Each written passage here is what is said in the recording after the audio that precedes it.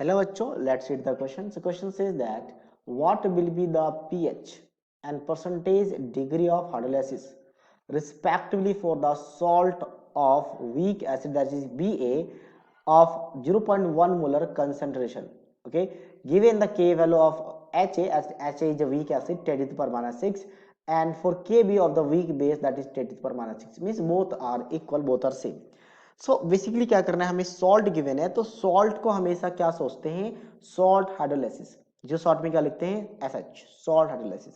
कैसे hot salt hydrolysis लिखा जाता है, तो जो भी आपके पास सॉल्ट है इसको पहले आयंस में ब्रेक कर दे, क्योंकि all the salts are strong electrolyte. Salt जैसा भी हो, वीक हो स्ट्रांग, जिससे भी बना हो, वीक एसिड से बना हो, स्ट्रांग एसिड से बना हो, वीक बेस से, स्ट्रांग बेस से, सॉल्ट हमेशा स्ट्रांग इलेक्ट्रोलाइट होता है।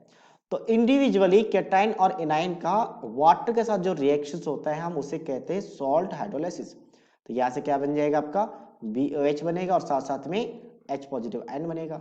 सेम ऐसे हम A नेगेटिव आयन का भी सॉल्ट हाइड्रोलाइसिस करवा सकते हैं। इसका जब सॉल्ट हाइड्रोलाइसिस करवाएंगे तो यहां से क्या बनेगा, अगर मैं इसकी बात कर लूं तो यहां से बनेगा आपका H, ठीक है, and plus of OH negative ion.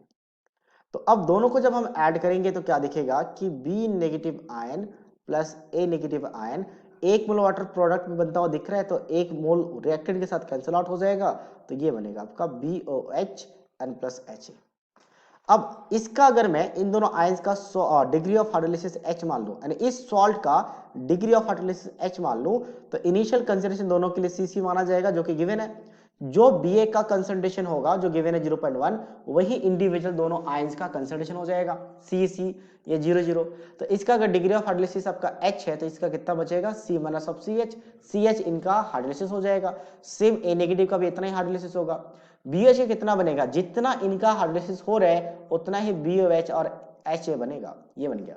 तो अब यहाँ पे जब इक्विलिब्रियम मेंटेन कर रहा है तो इसके लिए एक इक्विलिब्रियम कांस्टेंट डिफाइन करेंगे, KH, इसे कहेंगे हम लोग हाइड्रोलाइसिस कांस्टेंट।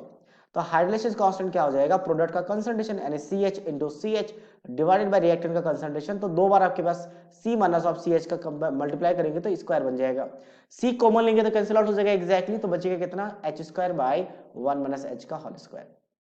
अब KH का एक और फॉर्मूला लिखा जाता है कैसे, आपका KW जो वाटर का आयनिक प्रोडक्ट होता है, डिवाइडेड बाय क्या हो जाएगा आपके पास, सिंपल सा ट्रिक होता है निकले के लिए कि KH का वैल्यू KW बाय किसके इक्वल करेंगे, किससे डिवाइड करेंगे, जो वीक पार्ट है उसका कांस्टेंट है। यहाँ पे दोनों वीक है तो दोनों के कांस्टेंट से डिवाइड हो जाएगा, तो K हो गया इंटू KB हो गया, ठीक है।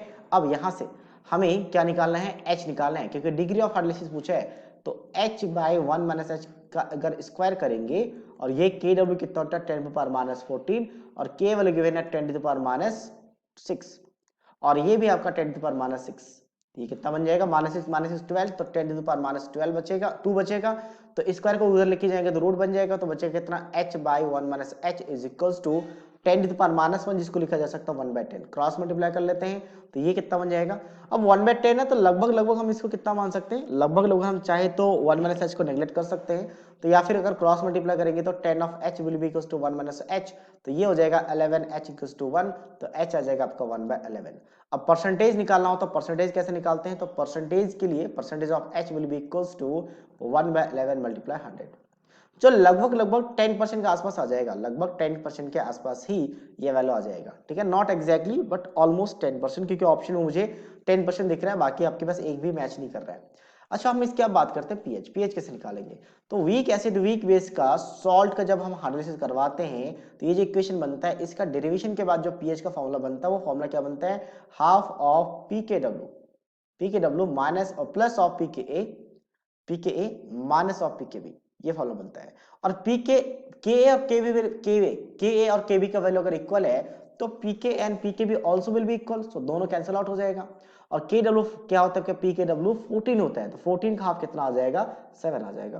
तो दैट मींस ये किसके साथ मैच कर रहा है, ऑप्शन बी के साथ, 7 and 10%। Option B is the right answer of this question. Okay, so I hope you understood it well, all the best.